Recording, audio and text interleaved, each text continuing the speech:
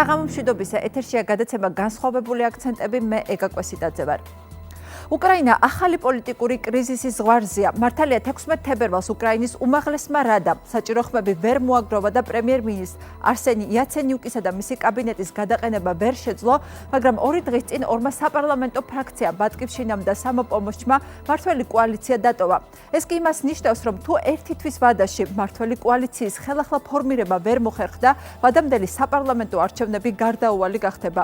ამასობაში ოდესის გუბერნატორი მიხეილ სააკაშვილი უკრაინის სხვადასხვა რეგიონში აქტიურად აწყობს ანტიკორუფციულ ფორუმებს, რომლებიც სულ უფრო პოპულარული ხდება მთელი ქვეყნის მასშტაბით. ეს ფორუმები დიდი ალბათობით იმ ახალ პოლიტიკურ მოძრაობაში გარდაიქმნება, რომელიც სააკაშვილის ლიდერობით მომავალ сапарламентო არჩევნებში მიიღებს მონაწილეობას.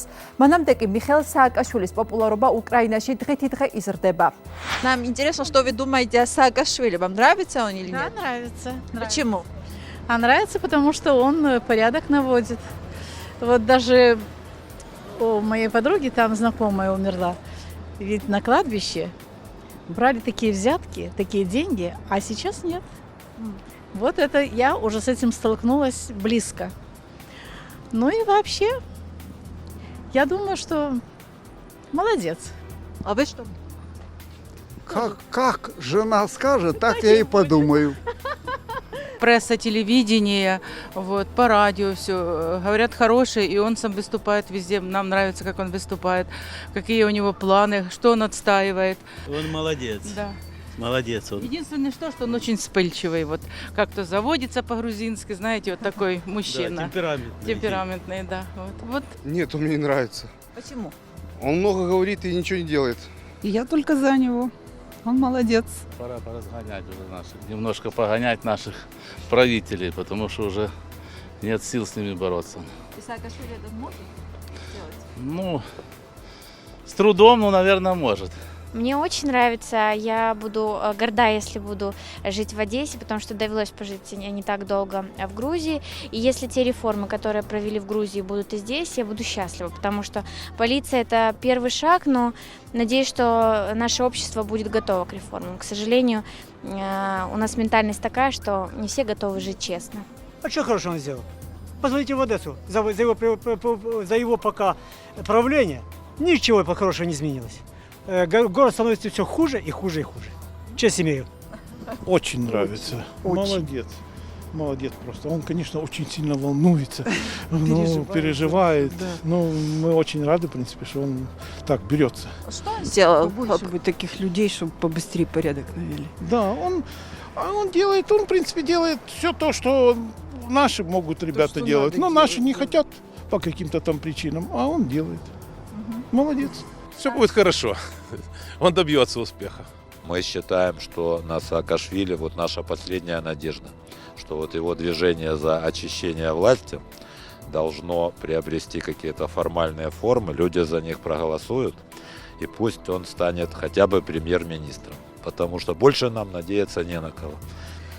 Дело не в том, что у нас некому управлять государством, и свежая кровь, извините за такое сравнение, может нести коренные такие изменения, и не будет никаких связей с определенными олигархическими или еще политическими кругами во власти у нас в стране. Поэтому желаем успехов Михаилу Саакашвили. Вы хотите, чтобы он стал премьер-министром? Ну, как хочу. Настанет момент выбора, если с его стороны будет такое пожелание, мы уже будем принимать какое-то решение. Я был бы не против. Отличный парень. Ну, нам Просто нравится отличный очень. парень, Мы да. вообще не местные, мы киевляне, только приехали в Мы в гости. Киеве тоже за него болеем. Да, да, очень. Если бы он был премьером, наверное, Конечно, лучше было бы, да. точно бы. Если бы он был премьером, мы голосовали за него. ამერიკის რესპუბლიკური ინსტიტუტის მიერ რამდენიმე თვის წინ ჩატარებული გამოკითხვის თანახმად სააკაშვილი უკრაინის ყველაზე პოპულარული პოლიტიკოსია. ოდესის გუბერნატორი ნდობის რეიტინგით მნიშვნელოვნად წინ უსწრებს პრეზიდენტ პეტრო პოროშენკოსა და ხელისუფლების სხვადასხვა მაღალ ჩინოსნებს. აღსანიშნავია, რომ ამავე კვლევის მიხედვით ყველაზე დაბალი რეიტინგი ახლანდელ პრემიერ-მინისტრ არსენი იაცენიუკსა და შინაგან საქმეთა მინისტრს არსენ ავაკოვს აქვთ. ორივე მათგანი სააკაშვილთან მწვავე დაპირისპირებაშია. შეიძლება თუ არა მიხეილ სააკაშვილი უკრაინის შემდეგ იგი პრემიერ-მინისტრი გახდეს. ეს არის შეკითხვა, რომელიც დღეს უკრაინაში ძალიან აქტუალურია. ამ თემაზე წერენ გავლენიანი საერთაშორისო გამოცემებიც. რას ფიქრობს საკუთარ პოლიტიკურ მომავალზე თავად მიხეილ სააკაშვილი და რა გეგმები აქვს მას? ახლა გთავაზობთ ინტერვიუს, რომელიც რამდენიმე დღის წინ უკრაინაში, ქალაქ ოდესაში მიხეილ სააკაშვილთან ჩავწერეთ. ბატონ მიხეილ, ძალიან დიდი მადლობა ინტერვიუსთვის და მინდა პირდაპირ გკითხოთ, რამდენად რეალისტურად აფასებთ თქვენ შანსებს გახდეთ უკრაინის პრემიერ-მინისტრი უახლოეს თვეებში? ჯერეთ დიდი მადლობა რომ ჩამოხვედით. მე მართლა ახლა მკითხავს ბერმა უკრაინელმა ჟურნალისტმა კითხა იგივე კითხვა და სულ მეკითხებიან ამ დღეებში და ჩემ პასუხი ყოველთვის არის ერთი და იგივე და გულწრფელი. ჩემი ამბიცია უკრაინაში არის ბევრად მეტი ვიდრე პრემიერ-მინისტრობა. ჩემი ამბიცია მთლიანად ახალი თამაშის წესების დამკვიდრება, მთლიანად ახალი პოლიტიკური ელიტის მოყვანა ქვეყნის სათავეში. ჩვენ დავიწყეთ აქ დაახლოებით იგივე მოძრაობა, რაც თავის დროს დავიწყეთ საქართველოში 2000 წლიანების დასაწყისში 90-იანების ბოლოს. ახლა შევკრიფეთ ბევრი ახალგაზრდა პერსპექტიული პარლამენტარი, ახალგაზრდა არასამთავრობო ორგანიზაციების წარმომადგენლები, ჟურნალისტები, სხვადასხვა რეგიონალური ლიდერები, მინისტრის მოადგილეები, 1-2 მინისტრიც და პრაქტიკულად ეს ხალხი გაერთიანდა ერთ საერთო ძალისხმევაში, რომ ყველაფერი ქვეყანაში შეიცვალოს. აი გუში მქონდა სწორედ კიევში და ისე წინ დაუკადავდივარ სულ კიევი ოდესა, დაახლოებით როგორც თბილისი ბათუმის მანძილია, უკრაინის 20 რეგიონიდან ჩამოვიყვანეთ ხალხი, ახლა 22-დან ვიწყებთ გასვლას 22 დღეში მექნება 22 ქალაქი უკრაინის და ეს ქალაქები არის ზოგი ყველაზე პატარა 250,000 ადამიანი ცხოვრობს და ყველაზე დიდში 1,5 მილიონი და ყველგან გავაკეთებთ დიდ შეხვედრას ხალხთან, დიალოგს, ახალ ხალხს ავკრიფავთ. წინასწარ შევამზადეთ ამის ნიადაგი. მოკლედ პარტიას აკეთებთ? ეს პარტია არ არის, იმიტომ რომ პარტია ერთი ხალხს აქვს ქართულება პარტიების თვითონ გაკეთებაზე, იმიტომ რომ პარტიების გაკეთება როგორც წესი ასოცირებულია ოლიგარქების პოლიტიკურ პროექტებთან, რომელიღაც ოლიგარქი ჩადებს ბევრ ფულს და აკეთებს პარტიას. ჩვენ ვაკეთებთ მოძრაობას, ეს მართლა მოძრაობა, ეს დაახლოებით იგივე რაღაცა, რაც თავის დროს სოლიდარობა იყო პოლონეთში და რაც იყო ნაციონალურ მოძრაობაც. ეს ფორუმები, რომელსაც თქვენ აკეთებთ, არის თუ არა საფუძვლის ჩაყრა პარტია მოძრაობისთვის, რომელიც მიიღებს საპარლამენტო არჩევნებში მონაწილეობას. თქვენ ამბობთ, რომ გაქვთ ამბიცია, მაგრამ ამბიციას სჭირდება უფლებამოსილება. უფლებამოსილებას მიღებას ცდილობთ ახლა პრემიერ-მინისტრად გახდომით, თუ პარტიის შექმნით და შესაძლო ვადამდელ არჩევნებში მონაწილეობით. ახლა ჩვენ თავარი ამოცანა რომ ვაიძულოთ მართველი ელიტა როგორც არის ჩაიჩოჩოს და ახალი ხალხი შემოხშოს. ამას მიიღებს სხვადასხვა ფორმებს. ამ ხალხის უმეტესობა მიიღებს მონაწილეობას ალბათ საპარლამენტო არჩევნებში, ალბათ.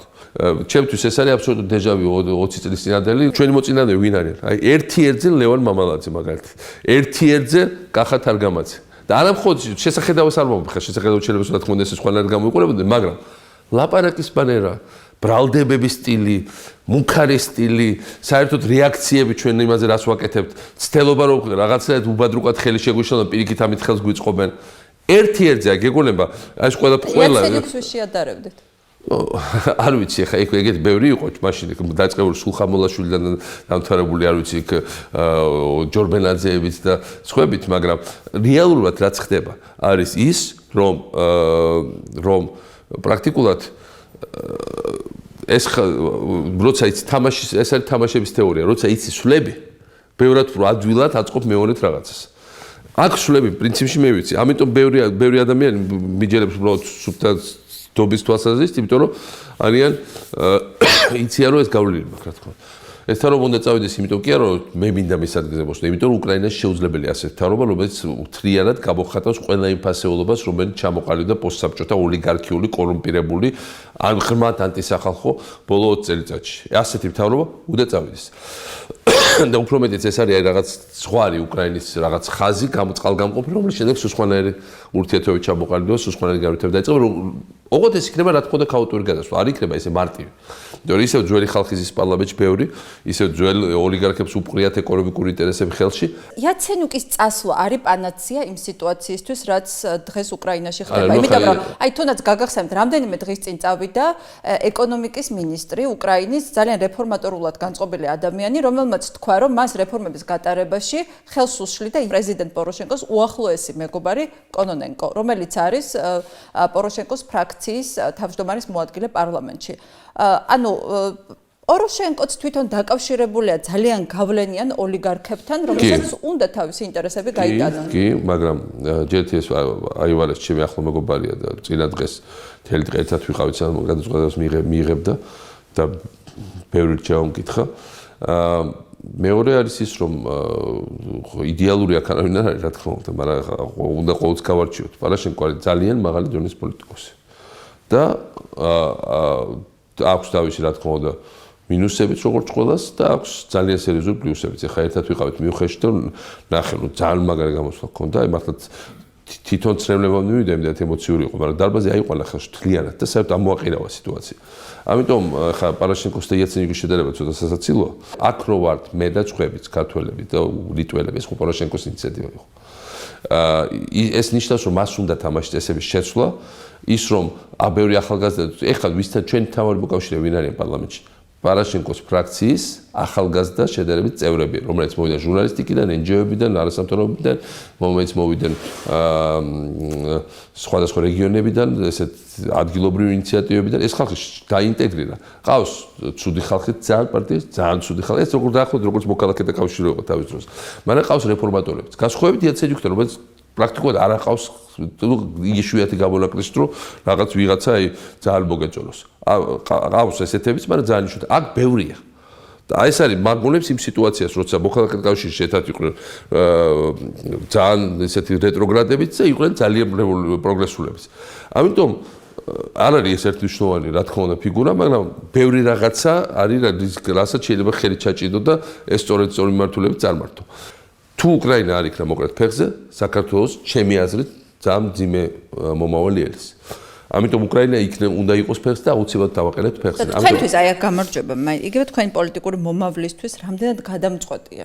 ეს არის ჩემი ცხოვრების ბრძოლის გადამწყვეტი ნაწილი. ასეთ დიდ ბრძოლაში მე არასდროს არ ყოფილა, ეს ძალიან დიდი ბრძოლა აქვს. ეს არის, იმიტომ რომ ეს არის მართლა სოფლიო მასშტაბის ბრძოლა. საქართველოს ბრძოლა ძალიან მნიშვნელოვანი იყო, რეგიონალურ მასშტაბის იყო, სოფლიოს პირველი რეფორმატორი ვიყავით, მაგრამ ყოველთვის ესე მიდიოდი და ეუბნებოდი, რომ აი ჩვენ ვართ საქართველო, რომელიც არის სოფლიოს პირველი რეფორმატორი. ციფრებს ვაჩვენებდით, აი ეს სოფლიო ბანკის რეიტინგში პირველ ადგილზე, ჰერიტეჯ რეიტინგში მე-20 ადგილზე და რაღაც. აქ არაფრის ჩვენება არ გინდა. აქ იმდენად დიდი ქვეყანაა, რომ აქ თუ რაღაცა შეიცვალა უკეთესობისკენ, ყველა შეამჩნევს ყოველგვარი რეიტინგების გარეშე.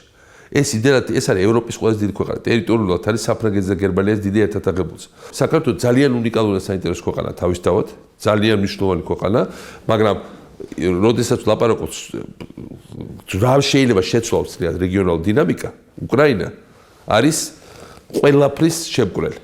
ამიტომ ეს ჩვენთვის არის წარმოუდგენელი შანსი, ჩვენი ბრძოლა, რომელსაც დიდი ხანია ვაწარმოებთ. და აღმოჩნდა, რომ ვერ გამოდის ცალკე პატარა საქართველოს ვერ შეცვლილა სოფლიო დინამიკას და რეგიონალურ დინამიკას ბუნებრივი მიზეზების გამო უკრაინა შეუძლია. ზომის, გეოგრაფიის და ბევრი სხვა ფაქტორის გამო. ამიტომ აქ წყდება მართლა ყველაფერი მათ შორის საქართველოსთვის. ამაში თქვენ პოლიტიკური ბედით? ჩემ პოლიტიკური ბედი ამ შემთხვევაში მე ხარისხოვანია. გასაგებია, მაგრამ წყალსაც წაუყი ვარ, ხო? ეს საკითხები ამ შემთხვევაში ჩვენ ქუჩაშიც ვესაუბრეთ ხალხს, აირაის რეიტინგებიც დაიდო რამდენიმე დღის წინ სხვა ორგანიზაციების გამოკითხვებით და თქვენ ხართ დღეს ყველაზე პოპულარული პოლიტიკოსი უკრაინაში. და რომელზედაც ხალხი ამყარებს იმედს. ანუ ჩვენ ქუჩაში როდესაც ვიყავით გასულებ და ვკითხეთ, ძალიან ბევრმა თქვა, რომ ეს არის სააკაშვილი არის ჩვენი ბოლო იმედი. ის ფორუმები ანტიკორუფციული, რომელსაც ის ატარებს, არის ჩვენი იმედი, რომ რაღაცა შეიცვლება. ანუ თქვენი პოლიტიკური მომავალი არის თუ არა დაკავშირებული ამ ქვეყნის პოლიტიკურ მომავალთან? რა თქმა უნდა. რა თქმა უნდა, უფრო მეტსაც გეტყვით. გვინდა ამის აღიარება თუ არა საქართველოს მომავალი დაკავშირებული ამ ქვეყნის მომავალთან. და ეს მართლა უნიკალური რაღაცაა. მე ვერ ვიხსენებ სხვა შემთხვევას უახლეს ისტორიაში, სადაც სოფლიოში რომ ერთი პოლიტიკოსი იყოს ორ ქვეყანაში, რაღაცის ერთ ქვეყანაში ქონდეს რაღაცის ისტორია, რაღაც გადაწყვეტების და მე მეორე ქვეყანაში გადავიდეს და მეორე ქვეყანაშიც ეგრევე მოექცეს პროცესების ცენტრში და სიტყვა ეთქმოდეს, ეს მართლა უნიკალური შემთხვევა. ეს ხოჭოს ესეც ბევრი ვიღაც არ ესმის, მაგათი ხა ძალიან ბევრი ევროპელისთვის ძლიერი გასაგებია ეს როგორ ხა ერთ ქვეყანაში ან მეორე ქვეყანაში ეგ როგორ ხდება ეს. ისე ხდება რომ ჩვენი ქვეყნების ბედები არიან ურთიერთგადაჯაჭვური. უკრაინელებმა იციან რას მივახციეთ ჩვენ საქართველოში. ყველა უკრაინელმა იცის. ზედმიწევნით იციან. ყველა არგუმენტი იციან მომხრე არა მომხრე. ნებისმიერ ტაქსის მოგიყვებათ საქართველოში რის მიღწევა შევძელით, რას ვერ შევძელით, რატო წამოვიდით საქართველოდან, ვინ არის დღეს საქართველოს თავმოყრა ერთ სიტყვით. თქვენ ეხლა თქვენ პოლიტიკურ მომავალს აქედან უკავშირებთ, როგორც უკრაინელი პოლიტიკოსი, როგორც უკრაინის გავლენიანი პირი, ასე უკავშირებთ საქართველოს თქვენ მომავალს, რომ უკრაინით მიიბათ საქართველო, თუ მაინც კონკრეტული პოლიტიკური მიზნები გაქვთ საქართველოში უკრაინისგან დამოუკიდებლად. რა თქმა უნდა, მე მაქვს კონკრეტული მიზნები საქართველოში, რა თქმა უნდა, მაგრამ მე უამორს ერთმანეთსგან არ ვასხვავებ. საქართველოში ჩემი მიზნები არის ძალიან კონკრეტული. საქართველოში ჩვენ დავიწყეთ დიდი მოძრაობა, რომელსაც ჭირდება გაგრძელება, რომ არ უნდა დაუშვათ მისი უკან დაბრუნება. საქართველო არის ჩემი არსებობის, ჩემი ყველაფრის ძირითადი ნაწილი, ეს ბუნებრივია. იმიტომ რომ როგორ შეიძლება ეხა ეს ხო ვერ იტყვი რაღაცა, ყველაფერი რაც ჩვენ იქ შევქმნით, ეს არის როგორც აი მართლა საოცარი პატარა ბავშვი გავზარდეთ და მართლა ვაქციეთ რაღაცად, ხო? და საკუთარ შულზე ვინ იტყვის იაოს, გარდა და საკუთარ დედაზე. ერთდროულად ეს არის ჩვენი პროექტები საქართველოში, ეს არის ნამდვილად ჩვენი პირში, ჩემი და ჩემი თანამეგობრების და საქართველო არის ჩვენი მშობელი. ახლა აქ საერთოდ უარისკმა არ დედაზე არ შულზე არ გამოდის. მაგრამ გასხვავებით უკრაინისგან თქვენი პოპულარობა ბევრად უფრო ნაკლებია საქართველოში. ქართველი ხალხი ძალიან კარგად ხვდება რაც მოხდა. ქართველი ხალხი ძალიან სწორ განწყობაზეა ახლა. უბრალოდ ჭირდება ყველაფერს სწორი. მე არასოდეს არ შემშლია ინტუიციურად. 2012 წელს ჩვენ ვიგებდით ყველა გამოკითხვებით და ზუსტად ვიცოდით თითქმის რომ წავაგებდით. ახლა რაც არ უნდა მეუბნებოდი გამოკითხვები, ზუსტად ვიცით რომ მოვიგებ. ეს არის ეს გზობა არასოდეს არ მყავადობს. 2012 წელს როცა დავდიოდი და ეს იყო დიდი გახსნების პერიოდი, 153 ყო გავხსენი ახალ რაღაც ავტობანის მონაკვეთებს ხსნით, იქ პარლამენტი გავხსენით ბოლოს ახალი და რაღაც აშენებდა. სულ მქონდა ხალხის თვალებში ხედავდი რომ დაიღალა. აი ძალიან გამოკითხვებში ამოდე რომ ხარჯს გვიჭერდა, მქონდა 70% გამოკითხვებში რაღაც მომენტში 2012-ზე. აი ეს გადავდა გვერდზე უთხარი რომ არჩევნები წაგებულია თქო. მაგრამ დაღრილობამ გადაიარა. მე ვფიქრობ რომ შეიძლება ეს როცა თქვენ ჩდებით ქართულ ტელევიზიაში და ლაპარაკობთ საქართველოს ქართულ პოლიტიკაზე, მაშინ იჩენს ხოლმე ეს დაღრილობა თავს. თქვენ უკეთესად იცით, მაშინ რაღაც დამპატიჟდეთ, მაგრამ მე რა თქმა უნდა ადამიანები იცვლებიან, მე ბევრი წელად შევიცვალე, მაგრამ ასევე არ შევიცვალე. ხა მე ვარ ის რაც ვარ. მე ქართულმა ხალხმა იცის, რასთან შეიძლება გქონდეს საქმე. მაგრამ ქართული ხალხი ამ შემთხვევაში არ უნდა ირჩევდეს არაპიროლების შორის, უნდა ირჩევდეს კურსს და კურსის არ ქონდას შორის, უნდა ირჩევდეს აღშენილობასა და გრევას და წაგლაციას შორის, უნდა ირჩევდეს მოძრაობასა და უძრაობას შორის. ძალიან მარტივია. მართლაც ეს 8-9 წელი არის ის პერიოდი, როცა დაღრილობა ჩდება ნებისმიერ ყველაზე ცივილურ ქვეყნებშიც და ასევე ნაკლებად განვითარებულ ქვეყნებში. 4 წელი არის საკმარისი, რომ დაღრილობა გაჩნდეს ქართული ოცნების და ბიძინა ივანიშვილის მიმართ. მე სხვა რო ყოფილიყო იმათ ადგილზე. ვიტყოდი რომ არ არის საკმარისი. მაგრამ ნუ ესეთი კატასტროფა არის. იმის უკვე არაფერი არ არსებობს. ისეთ სიბანძეში ამოყო თავი საქართველოს. ყველაზე სწორად თქვა კახა ბენდუკიძემ. ჩვენ გადავდგით გიგანტური ნაბიჯი დემოკრატიისკენ და აღმოჩნდით იმ სუბსტანციაში, რომელიც კახა კარგად გამოსდოდა მაგის გამო თქვა. რეალურად იქ აღმოჩნდით მართლა. და ახლა კიდე ასე ვთქვათ, რომ ჩვენ ყველაფერი გაჩნდა. დრაივის შეჩერდა. კონკრეტული რაღაცეები მე მართლა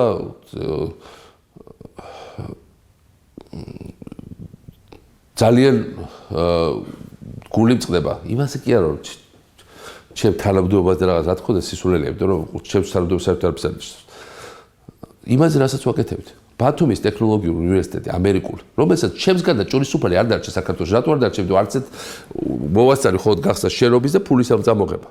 და იქ ლაბორატორიების გაკეთება. ეს იქნებოდა სოფლიოს ერთ-ერთი ყველაზე წამყვანი უმაღლესი სასწავლებელი. ჩვენ საქართველოში იმ ფულით რაც მოგვწეს ამერიკელებაში 150 მილიონი პლუს ჩვენ ვდებით ამდენივეს. გავაკეთებთ სოფლიოს ერთ-ერთ საუკეთესო უნივერსიტეტს. ფული გქონდა, ადგილი გქონდა, შენობა გქონდა, იდეა გქონდა, ყველაფერი. რას აკეთებენ ახლა იქა? აჩუქეს ვიღაცას შენობა, აშენება რო დაჭდა რაღაც 100 რაღაცა მილიონი, 20 მილიონად მიაფუჭე, მიაყიდეს. ხო, უკრაინელებს ვიცნობ, გამიგებენ, არ ვიცნობ, მაგრამ ვიცი ვინც არიან. და იქ რას აკეთებენ? საცხოვრებელ სახლს. საცხოვრებელ სახლს. ამაზე მე რა უნდა გაგვაბანძოს ბიზნივანიშვილმა. უნივერსიტეტის ულტრათანამედროვე შენობაში ის ლაბორატორია გამოშილეს, ყველაფერი ბინებს იკეთებენ. ლაზიკა ხო მარტო ის არ იყო, რა ქვია. როგორც ეხლა თქვენ ლაზიკას იდეა დაბრუნდა თავრობაში, ну ყოველ შემთხვევაში რაც პრემიერად კვირიკაშვილი გახდა, თქვა რომ ლაზიკა უნდა აშენდეს, რომ მაგას გონია თავი პრემიერი. ეგ თქვენთვის არის შეიძლება პრემიერი. ჩემთვის ეგენი ყველანი. არიან ერთი უწიგნური ოლიგარქის ხელის ბიჭები, იმიტომ რომ წინა პრემიერი როგორ მოხდა? დაურეკა მის აპარატის უფროსს დივას და უთხრა რომ საღამომდე დაწეროს განცხადება და იმის აღარ დაელაპარაკა. რანაირ და იმის მაგერად მოსული პრემიერი იყო, ის მინისტრი, რომელიც კაცმარიცისა და ის მინისტრია, ის პარლამენტარია, რომელსაც უკანა თათების გაზ გული უსკდება, რას ლაპარაკობთ? ეს არის ჩაოლებრივი ადრეული და გვიან ფეოდალიზმიც არის, ადრეული ფეოდალიზმი, გვიან ფეოდალიზმი რაღაც ელემენტები მაინც გაჩნდა, ეს აქვს ჩაოლებრივი ადრე ფეოდალურ წყობასთან საქმე. რაც შეეხება ლაზიკას, რა დაბრუნდა? ლაზიკა, აი თქვენი აზრით, ეს კვირიკაშვილის იდეა თუ საბოლოოდ მივიდა ივანიშვილიმ დასკვნამდე, რომ ლაზიკა დააშენდეს, როგორ არის? კი, აჩენებენ პორტს. მაგრამ ჩვენი იდეა იყო ბევრად მეტი ვიდრე პორტი და პორტისთვისაც რო გაშვებული. რა არის პორტი? რატო იყო მაშინ დრო? სინგაპური თავის დროზე განავითარა ამერიკის მეხუთე ფლოტმა, იმიტომ ტვირთები ჭირდებოდა და აი მაშინ დაიწყო მასობრივი მოძრაობა აზიაში, ვიეტნამის ომი იყო, რაღაცა იყო და სინგაპურმა წამოიღო თელი ეს ნაკადები და გახდა დიდი პორტი. ავღანეთიდან გამოდიოდა ჯარი და თელი ტექნიკა. ამერიკელები იყო დაბრუნებული პაკისტანში ჩაეკეტათ, რუსეთზე მაინდა-მაინც არ უნდა გამოტარება, ერთ-ერთი სწორი გზა იყო აქ, მაგრამ აქ არ იყო დიდი წყალწვის ადგილები. რატო ჩქარობდი?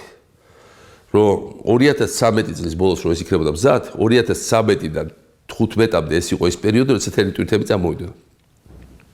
უფრო მეტიც, ახლა მაშინ ზუსტად ვერ წარმოვიდგენი ამას, რა თქმა უნდა, მაგრამ უკრაინა ჩაიკეტა რუსეთს.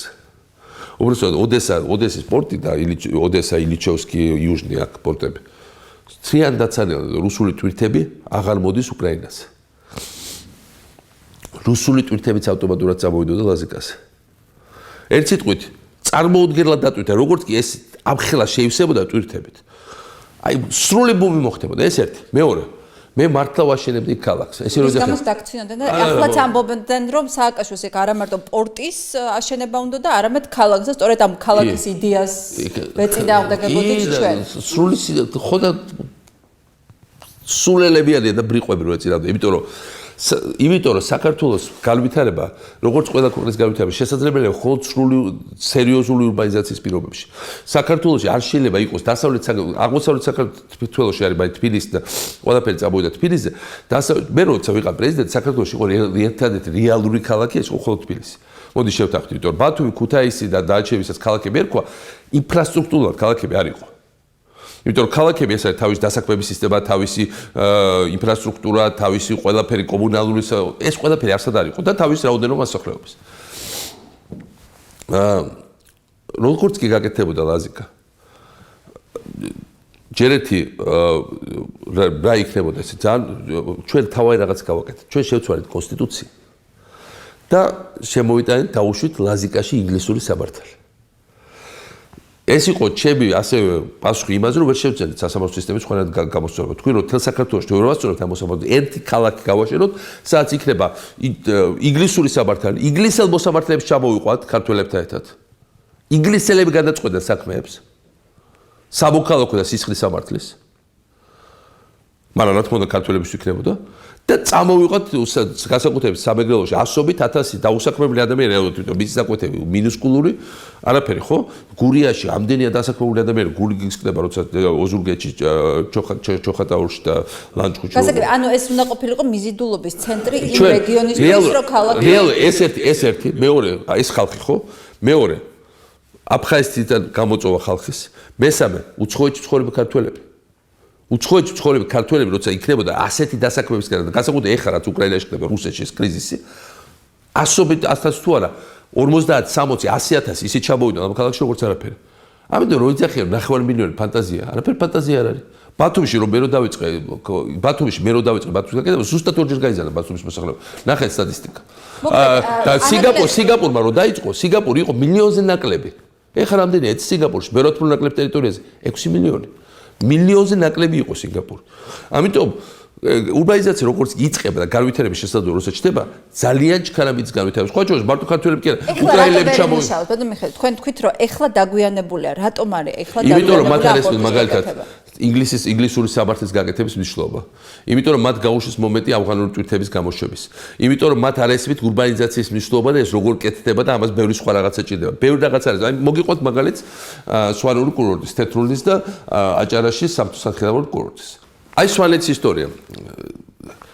თავის დროზე ყველა არავის სასაცილოდ არ ყოფილი და სვანები ყავდა დასაცინად და აშენდა. ნუ ის თელი ისტორია ეს ბანდიტები რომ მოაშორეთ იქიდან არის ხეობაში გასული რომ გავხსენით 2020-ში დასაწყისივე. და ნუ მე დაიწყო მესტიის განვითარება. მე გავაკეთეთ პირველი კურორტი აწვალი თვითონ მესტიაში. რა თქმა უნდა თქვენს რომ საუკაშური თავის ერთობა დამცინოდნენ რომ უშბის განათება უნდა და ასე რაღაცეები. მაგრამ მე ნახეთ ჩამოვიყვანეთ სპეციალისტები თქვით რომ საქართველოში გუდაურზე მეტი პოტენციალი კიდე რომ ეს ასე უანვითარებით იმიტომ რომ გიგიმი გააკეთა იქ გონდოლები და გააფართოა ბევრად გუდაური წარმოუდგენელი პოტენციალი აქვს სვანეთს შემდეგ ჩამოვიყვანე ამერიკელები ეს იყო Powder magazine ეს ყველაზე ცნობილი მოთხილამურეთი ჟურნალი ერთად ვისრიალეთ ალბერტო ტომბასთან ვისრიალეთ ზაფხულში და ამ ხალხმა თქვა ყველაზე დააწერეს თავის ჟურნალს რომ სოფლიოში ყველაზე საუკეთესო სათხილამურო ტრასები. იმიტომ თოვლის ხარისხი არის ერთდროულად ზღვის კლიმატია, მშრალი კლიმატი და მაგარი თოვლი. და ძალიან ბევრი მზიანი დღე და ძალიან ფართო და მაგარი ტრასები. და მე სარკოისთან რო ვიყავთ ხო კრედიტი სპეციალური კრედიტი აქვს საფრანგეთის მთავრობას დაბალ შემოსავლიან რეგიონების დასაფინანსებლად რაღაც ინფრასტრუქტურულ პროექტები ხარ, მაგრამ ხა არასდროს არ გაუკეთებიათ სამთო-სათხილამურო საბაგირო ხო, სადაც სამთო-სათხილამურო იქ რა უნდა სიღარიბეს და დაბალ შემოსავლიანობას, მაგრამ ეს შესაბამოდა არის წარმოუდგენელი ბუნება და ღარიბი ხალხი. და მოგცეს უპროცენტოდ კრედიტი რაღაც 25 წლიანი თუ რაღაც პრაქტიკულად გვაჩუქეს რამდენიმე საბაგირო. ესე რომ მოვიდნენ, ნუ ხო დაგცინოდნენ ჯერ ყველაფერზე. ფოტოშორის საბაგირო დამონტაჟდა და ხო, ვაგაცხოვე. ჩვენ რა გავაკეთეთ რომ მე გადავიყვანე ძალიან სასწრაფო დენი არ ყოფინა ბესტიას არ ქონდა დენი.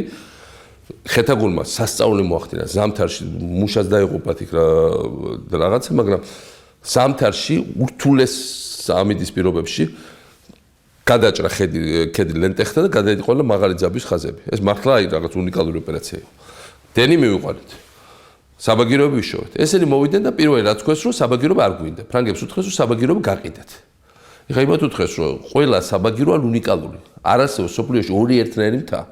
ეს საბაგიროები არის თეთრულისთვის, მათი გაყიდვა არის შეუძლებელი. მაშინ რომ შეინახეთ საფრანგეთში, ამათ ხო მოცემოცეკაც. ჩვენი აი როგორც მეთქმელებს ზუსტად ესეთი რაღაც ქონდა. ჩვენი კონტრაქტი წერიაო სიფოთი, ფოთი ჩამოგიდა, დაგიწყობთ და კისერიც გიტეხიათ, რომ საფრანგეთში თუ იქნებაო, გადაიხდით მრავალ მილიონიან ჯარიმებს ყოველთვიურად. იძულებით შეეტენათ ეს საბაგირო. წაიღეს დააწყეს იქ. ნუ მე ბოლოს თქვეს რომ ხაი მე იმათ უთხრეს ფრანგებმა რომ თუ ეს ეწყობა დალპება. და მე შეეშიდა თუ ამ პასუხს მოგთხოვეთ ჩამოკიდეს. მაგრამ აი ამ ჩამოკიდებას. კურორტი ხო მარტო საბაგირო არ არის. კურორტი არის პირველ რიგში ინფრასტრუქტურა. იქ უნდა გზა მიიყვან რომელიც არ გააკეთეს, ნამდვილი კარგი გზა როგორც გეგმავდით. იქ უნდა სასტუმროება აშენო მინიმუმ 2, 3, 4. იქ უნდა აშენო ბევრი კაფე და რესტორანი. იქ უნდა რეკლამა გაწიო წინასწარ ძალიან დიდი, როგორც აი ხან ტომბასთან ერთად ავდიოდით ხარ რაღაცა ხო? ერთ დღეს ვისრიალეთ და მე ჩავყვიტეთ რომ გვეჩვენებია რომ რა კონტრაქტი საქართველოს რა თქმა უნდა ეს მიაჩნდათ რომ ვერთობოდი. მე მსიამოვნებდა კი, მაგრამ ეხლა ეს იყო ძალიან დიდი რეკლამა საქართველოს. და რაც თავარია, გვირაბი უნდა გავუკეთებია ქუთაისიდან. ჩვენ დაიწყეთ დაგეგმარება ამ გვირაბების. ეხლა რო გახვიდე ქუთაისიდან თეთრულზე, უნდა ახვიდე იარო და 4-5 საათი გზა. უпросто 5-6 საათი გამოდის. გვირაბი, რომელიც გაგეგმარება დავიწყეთ ერთი გომბოლის მოსაჭრელად თელავში და მეორე მანდ ამ გვირაბით ქუთაისში ჩამოდიხარ აეროპორტში, თქვათ მომფრინავს ევროპიდან, ამერიკიდან საიდანაც. ქუთაის აეროპორტიც რო ძილს გავახსენეთ, რომ ყველა დასწრდა ქუთაის აეროპორტი. ბოლო წუთში მოვასწრეთ გახსნათ, რომ აი თავს დავდებ, რომ ეხლა იყოდე, რომ ეხლა საზეიმოდ შეიძლება ეხლა გაეხსნათ. და ეხლა ყავთ უკვე 9 მილიონი გზავრი იქ.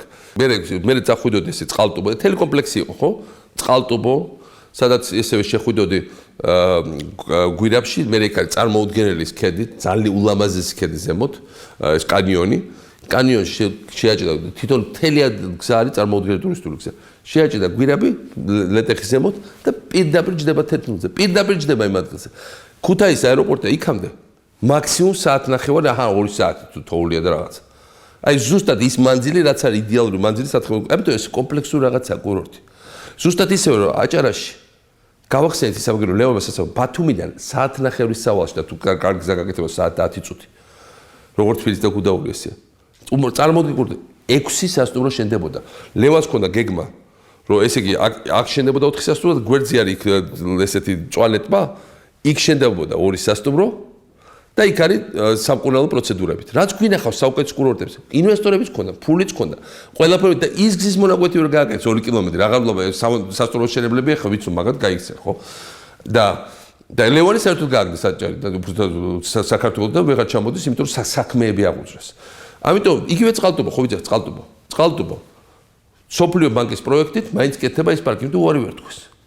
მაგრამ ეს პარკი ხო პარკი არ იყო მარტო. მანდ ვაკეთებ ჩვენ სასტუმრო ინტერკონტინენტალს, რომელიც დარწმუნებული ვარ, ყოველგვარი გაზვედების გარეშე იქნებოდა სოფლიოს ერთ-ერთი საუკეთესო სასტუმრო. იმიტომ რომ თავის დროს სტალინს აუშენეს ეს გრანდიოზული სანატორიუმი, წარმოუდგენელი მასშტაბის შენობა. შენდებოდა უკვე. ამის წინ ვაკეთებდით ზუსტ მოდელს ბადენ-ბადენის კარაკალასი, ეს აბანოების ოღონდ გათანამედროვებულს, ეგ გვიჯდებოდა 20 მილიონი ევრო. და აი ის რო ჩაიდგმებოდა იმ პარკში სოფლიო ბანკის. მაშინ საერთოდ სხვა ეფექტი იქნება. ეხა პარკია, იმიტომ რომ ვეღარ მოასწრეს ამ მავნებლება, შეჩერება და კეთდება. არც ერთი პროექტი რო თავისი არ დაუწყეთ. ყველა ეს პროექტი, რომელზეც ვლაპარაკობ, ყველა დავიწყეთ ჩვენ, მოხოთ აი როგორც გერს არ უული, ხო? მათთვის ეს ხო გერია, ეს ხო არ არის მათი ღვიძლი პირშო. და ეს გერი ყავთ, არც აჭმევენ კარგად, არც ასმევენ, არც აცმევენ და ყავთ ისე მიგდებული, რომ ის რა ქვია, დედინაც ბოროტი დედინაცვალებით, რომ თავისი არაფერი არ შექმნეს. ანაკლის სპორტი.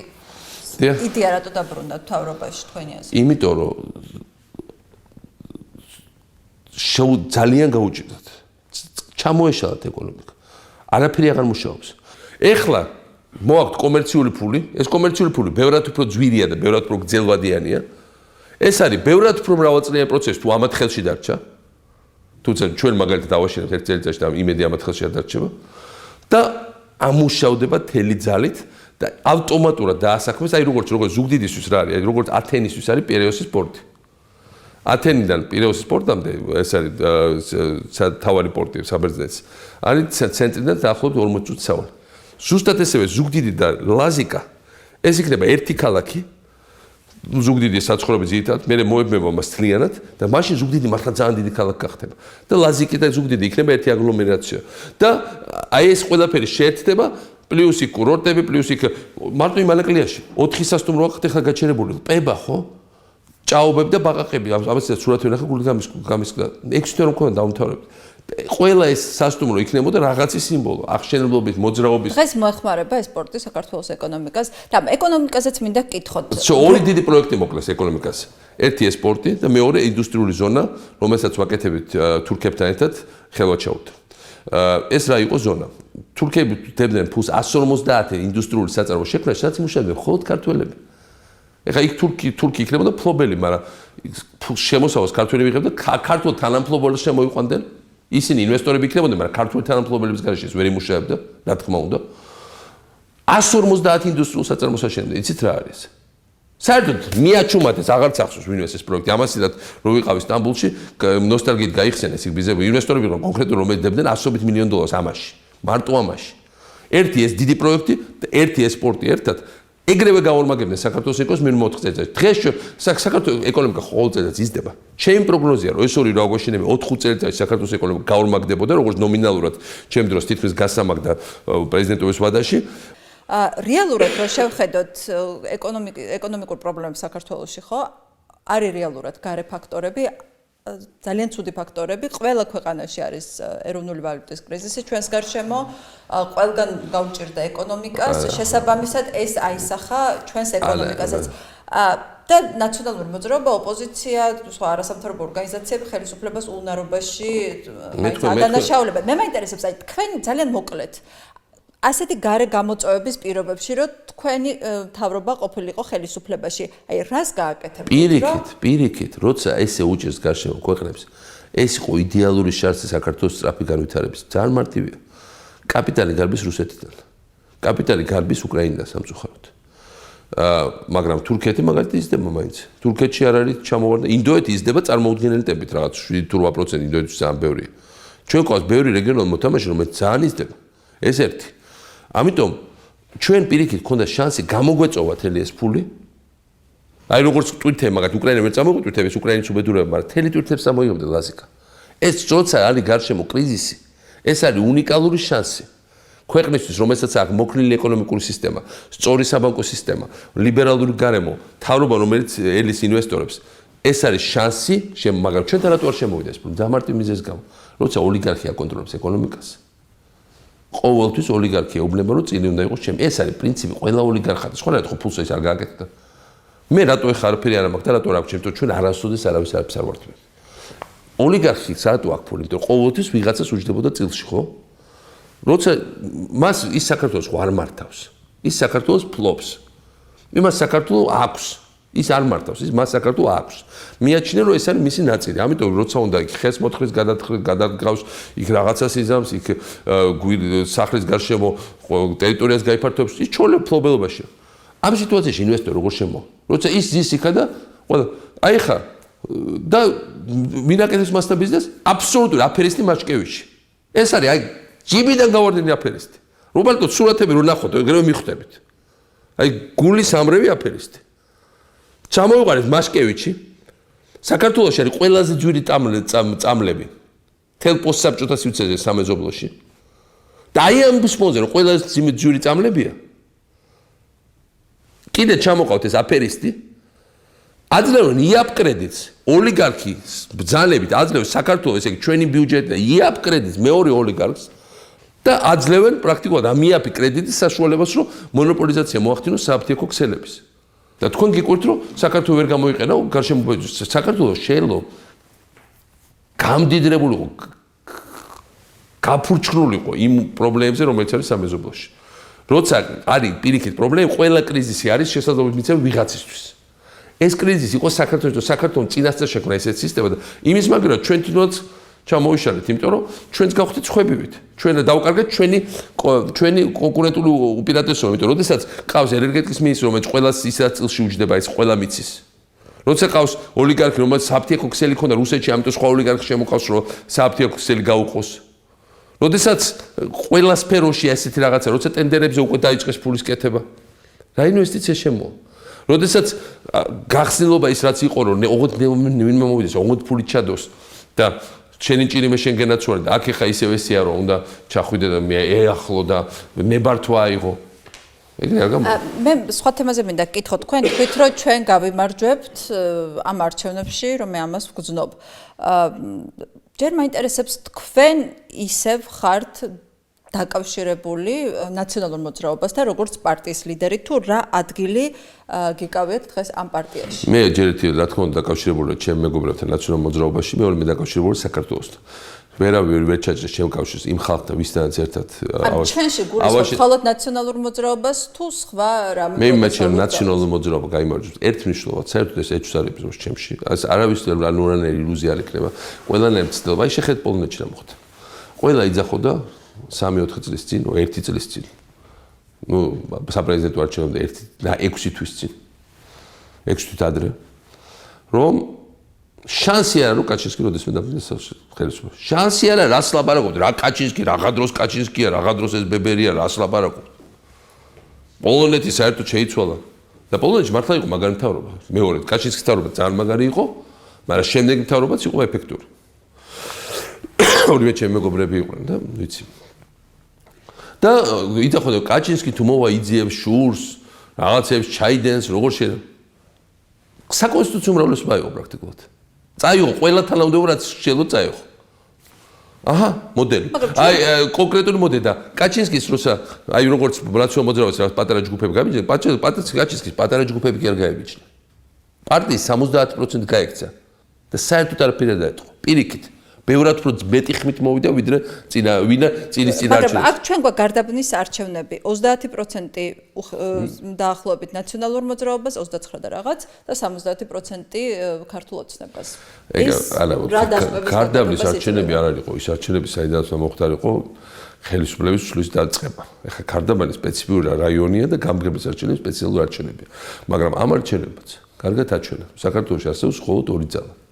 პრორუსულ ძალას აქვს თუ არის თუ არა მოთამაშე დღეს საქართველოს დღეს პრორუსული არის თავარი პრორუსი ივანიშვილი და რამიშობა იმას გაშტოებას რა ერქვა ზის თავარი პრორუსი გაზპრომის თავარი კერძო აქცია ხო გატყუებდათ რომ აღარ მაგ გაზპრომის აქციები აგერ შვეიცარიაში ოფიციალური მოხსენება გამოქვეყნდა ჩაოლებრივად აგრძელებს გაზპრომის კერძო აქციონერობას ჩაოლებრივად მოგატყუათ როგორც ყველაფერი ჩაოლებრივი გაზპრომის აქციონერია გაზპრომის აქციონერი პირდაპირ იღებს დავალებას კრემლიდან სხვა არასოდეს არ ყოფილა გაზპრომში კგბ ვინმე შეუშვებდა სხვანაირად დაფიქრდით ამაზე ქართულ ხალხს რაღაცას ეკონა რომ იქნებ რომ ბრძანებებს იღებს კრემლიდან ის უფრო დაალაგებს ურთიერთობას მაგრამ ის ხალხი ურთიერთობას კი არ ალაგებს ბრძანებებს და ინსტრუქციებს იძლევა და ბრძანებები და ინსტრუქციები არ შეიძლება იყოს მიმართული ქართველების საქართველოს გაძლიერებას ხო ესე არის ხო და აი ამ პირობებში რა თქმა უნდა როცა ყავს ივანიში როცა ყავს პირდაპირ პრორუსული მეხუთე პროპაგანდა აი რატო ამბობთ რომ პრორუსული მთავრობა ყავს აი ამისი დამამტკიცებელი საბუთები რა გვაქვს ხო ერთი ის ხო საქართველოს ოფიციალური კურსი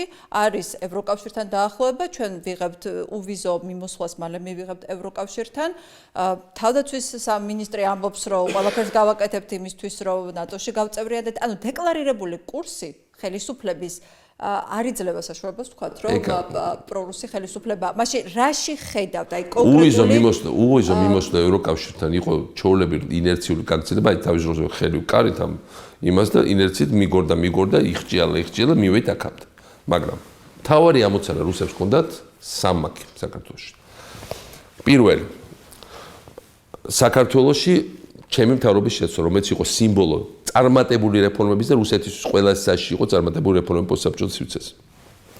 მეორე მათი მიზანი იყო ენერგეტიკული ბერკეტების ხელზე აღება და გაზპრომის დაბრუნება. და მესამე მიზანი იყო საქართველოს არალევანტურ ქვეყნად ქცევა, რომ დასავლეთმა ყოველ შეხვედრაზე არ შეახსენოს, რომ აი საქართველოსთან გადით, საქართველოს მოშორდით, საქართველოს თავი დაანებეთ, საქართველოს. როგორც იყო ხო? სამივე მიზანი მიღწეულია სტრატეგიულად. რასაც რუსეთმა ვერ მიაღწია 2008 წლის ომით. როდესაც 100,000-ზე მეტიანი არმია მოადგა თბილისს. ამ ხელ არმია თბილისს არ მოდგომია ისტორიაში. და არასოდეს არ ყოფილა რომ ამ ხელ არმია მომდგარიყო თბილისს არა იყო. ეს იყო პირველი შემთხვევა საქართველოს ისტორიაში. როცა მოადგა 100,000-იანი არმია, როცა 200 თვითმფრინავი ბრძოლდოს არ იყო, მაგრამ 100,000-იანი არმია როგორც არასოდეს არ მომდგარა თბილისს და რომ ვერ აიღეს თბილისი. პირველი, მეორე ეს იყო პირველი შემთხვევა ფინეთის ომის შემდეგ, როცა საბჭოთა კავშირმა ჩათვალა რუსეთმა ბოლომდე ვერ აიღო რომელიღაც ქვეყანა. ყველა სხვა ქვეყანა აიღო, ავღანეთი 2 დღეში აიღო, ბალტიის ქვეყნები 3 დღეში. გადამწყვეტი იყო უპრეცედენტო ხო, ესეც ხო ჩვენ გავაკეთეთ. 8 პრეზიდენტი რო დადგა ჩვენთან ერთად, 5 პრეზიდენტი ჩვენთან ერთად მოიდას და ეს რა იყო? ეს იყო ის რასაც ჩვენ ვაკეთებთ. დღეს ვინმე დადგება, მაგრამ მეტი საქმე არ აქვს. დღეს აღარ ახსენებს რა, იმაში რომ ერთი რომ დავიძახეთ, ყველა მხრიდან ყველა გამოიქცა. 5 პრეზიდენტი დადგა დაბომბვის საფრთხის ქვეშ ჩვენთან მოედანზე ხალხთან ერთად. მერკელი ჩამოვიდა, ერდოგანი ჩამოვიდა, ბასესკუ ჩამოვიდა, ვინა ჩამოვიდა, ჩეინი ჩამოვიდა, ბაიდენი ჩამოვიდა იმ დღეებში. ეს ხო დღეს აღარ მოხდება. ეს ამას მიაღწია. ნუ თუ ვერ ხვდებით რა მის მივახცეთ ჩვენ დავმარცხეთ ომში ბოდიში ჩვენ არ გავიმარჯვეთ სამ ჩვენ ტერიტორიაზე რანაირად დავმარცხეთ ჩვენ გადავარჩინეთ ჩვენი სახელმწიფო ჩვენ დავმარცხეთ 2012 წელს ჩვენ 2012 წელს ნაციონალურ მოძრაობა კი არ დამარცხდა არჩევნებში 2012 წელს საქართველო დამარცხდა რუსეთთან ომში 2012 წლის 1 ოქტომბერს 2012 წლის 1 ოქტომბერს საქართველომ წააგო ომი რუსეთთან რომელიც რუსეთმა დაიწყო ბევრად უფრო ადრე 92 წელს საბოლოო წაგება გაფორმდა 2012 წლის 1 ოქტომბერს რაც მან ვერ მოახერხეს 2008-ში და ეს მოხდა გაფორმდა და მე უკვე შედეგებს ვიმდი როცა გაზპრომზე ვიძახით აზერბაიჯანის გადაკიდება შეიძლება დღეს კონტრაქტი რომელიც ალიევა მოგწე ჯერ თავის დროს რო გაგვწევ ესეთი მოკლე მახსოვრობა როგორ აქვს მართლა ის ხوارა ვარ ცილკნეტი კაცო 2005 წელს გაითიშა თელი საქართველო გაზპრომმა აი ესე წაგვიჭერა ხელში ხელი და აზერბაიჯანმა გათიშა თავის მოსახლეობის ნახევარი და მაშინ გაზი არ ქონდა ირხავს თვითონ ნახევარი გათიშა აზერბაიჯანის და გაგვათბო ჩვენ მერე მოგცა კონტრაქტი რომელიც სოფლიოში არავის არ აქვს თითქმის ეგეთი იაფი გაზი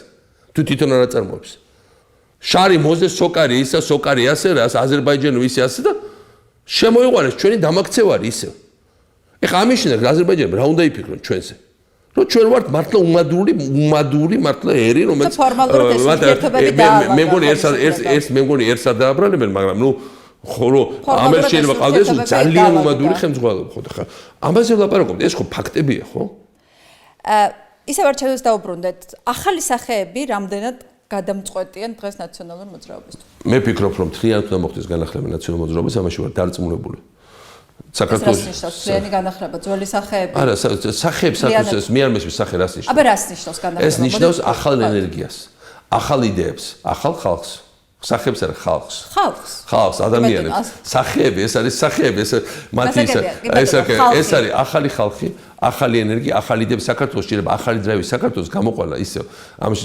ჭაობიდან სადაც გადაგვათრია შეგვათრია ჭაობში ხო დაღლილები ვიყავით მოძრაობით სირბილით ყველა კუნთი მოძრაობდა საქართველოში იყო ეს 8 წელი მართლა დრაივი იყო ხო მიუხედავად ისა ხანვინ მოგდოდა ეს გველეშაპი დავიღალეთ და ამ დროს იხელთა ხელ ამ იმან ბევრი ჩვენ შეცდომიც იყო რა თქმა უნდა გადაგვათრია ჭაობში მაგრამ მე დარწმუნებული ვარ არ გავჭირავს ღმერთი ეს ჩვენიერი გადარჩა ამდენი 1000 წელების განმავლობაში ეხლა როგორ შეიძლება არ გადარჩა მაგრამ თქვენ დოშთან ინტერვიუში რომ რუსი ოლიგარქის ბანდიტურ ნატურაში არის ის რომ ვინმეს რამე მშვიდობიანად დაუთმოს და ეს ხშირად გითქვამთ რომ ივანიშვილი მშვიდობიანად არ წავა მაშინ აი რაზე აკეთებთ გათვლას რომ მომავალ არჩევნებში შეიძლება ნაციონალურმა მოძრაობამ მოიგოს მე ვფიქრობ რეალურად არ არის ისეთი ძლიერი აი ნახეთ ბოლოს ის პარტიული ეპიზოდი იყო ეს რაღაც ეს მანიაკალური ცდელობა ტოლვა ხეებისკენ და თვითონ მივიდა ამ ტოლვის ობიექტებთან და დააპანყურა იქიდან ჩაოლებრივ ხალხმა ხა ისინი არც მინისტრები არ ყოფილან ვინც იქ იყო ნორმალური ჩაოლებრივი ადგილობრივი აქტივისტები მაგრამ ხალხი ხარ ნუ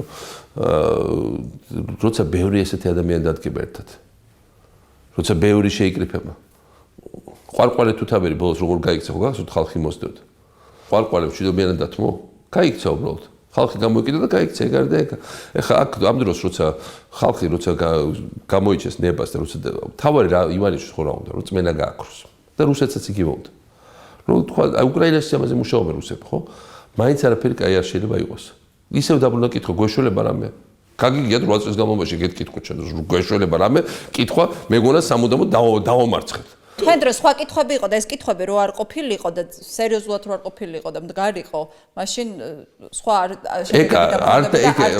მოდი ეხლა ამის ნუ გავარჩეთ ბევრჯერ გამირჩევია რა კითხვებიც არ უნდა ყოფილიყო თქვა სწორად ლიკვანიუმ სინგაპურის დამფუძნებელმა ყველა ხალხი ითვლება განსაკუთრებით წარმატებული თავრობით და მაქსიმუმ 10 წელიწადში შეცვლოს არჩევნებზე ჩვენ წინა იყო ამხელა რუსეთი ამხელა პროპაგანდისტული მანქანა ამხელა ინერცია წარსულის სოფლიო ეკონომიკური კრიზისი უამრავი სხვა შიდა კონსერვატული ელემენტები და მართლა საოცრება მოახდინეთ აი ამ დაპირისპირების გარეშე ავაშენეთ ახალი ქალაქები შევქმნით ახალი ლოგიკა განვითარების ქუთაისში პარლამენტს გადადა მარტო რა დღის დასავლეთ საქართველოს ამითი გახდა ორგანული ნაწილი ძელ ისტორიულ პერსპექტივაში საქართველოს საერთო განვითარების და გაძლიერების